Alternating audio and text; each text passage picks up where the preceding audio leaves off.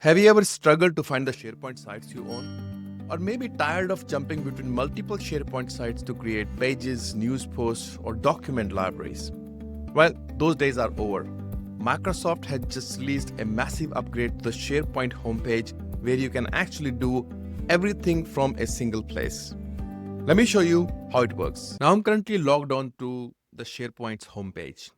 This is an old experience.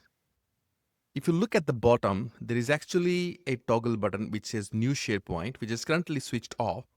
You only get this button if your IT admins have enabled the new SharePoint experience. I'll walk through how your IT admins can basically enable this SharePoint new experience, but let's just first explore what's the new experience looks like. So in the old experience, you had your SharePoint start page, my sites, my news, my files, and my lists. And on this, you basically had what are the frequent sites you've been visiting, what are the sites you've been following, and recent sites, and the sites you have basically saved for later. Once I enable the new experience, now this page is going to change, right?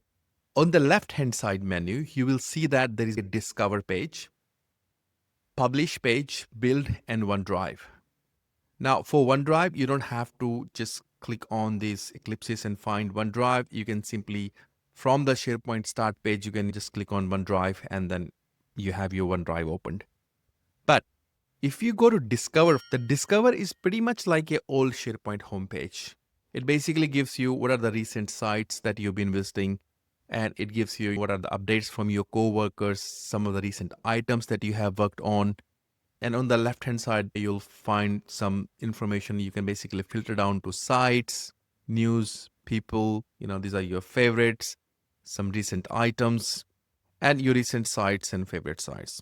So the same as it was the previous SharePoint homepage that you currently had. Now, what's new is that this publish button, for example, right?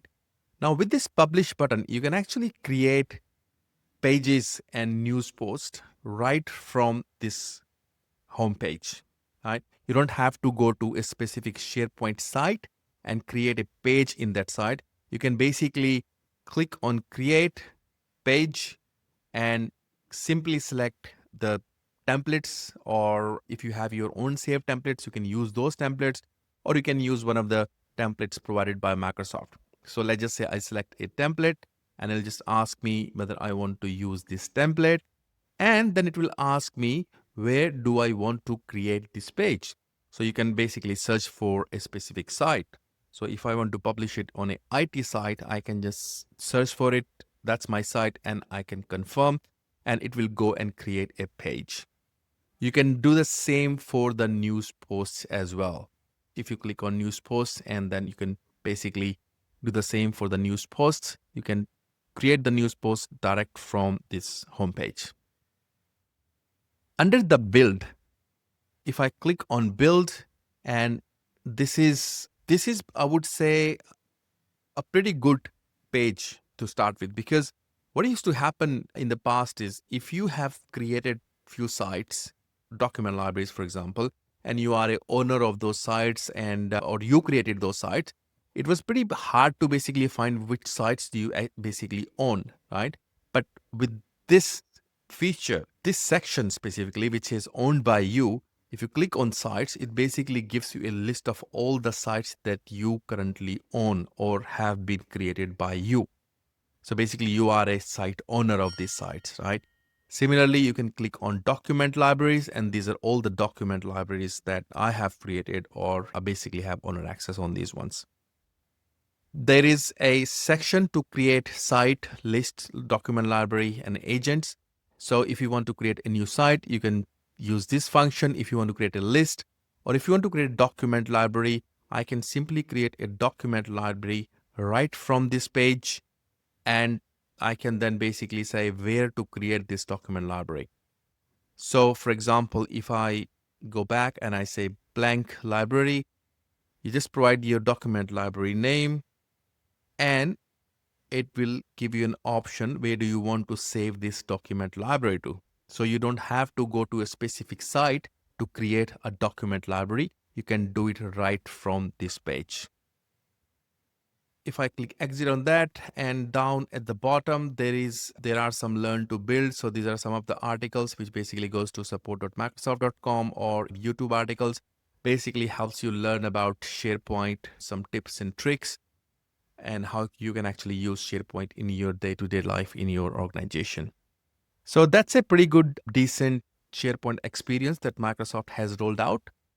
I spoke about OneDrive earlier. So, you can just click on OneDrive and that's your OneDrive, which is opened right in front of you. Now, how to enable this new experience? For this to enable, you'll have to go to a SharePoint admin center. So I'm into a SharePoint admin center, and this has to be done by SharePoint admins or your IT admins, whoever got access to this admin center. So once you go to the admin center, then you click on settings. Once you click on settings, there is basically an option for new SharePoint experience. So I have enabled this, but if you click on that, there is a toggle which basically says to enable the new SharePoint experience. You can basically select that option, click save, and as soon as you do that, the SharePoint homepage will turn into a new experience, and your users will have an option to toggle the new SharePoint experience off or on. With a single click of a button, you can actually enable the SharePoint's new homepage experience. I'm sure once you enable it, you won't go back to the old homepage experience. Let me know in comments how you find it. If you like the video, don't forget to hit like and subscribe and leave your comments, and I'll see you next time.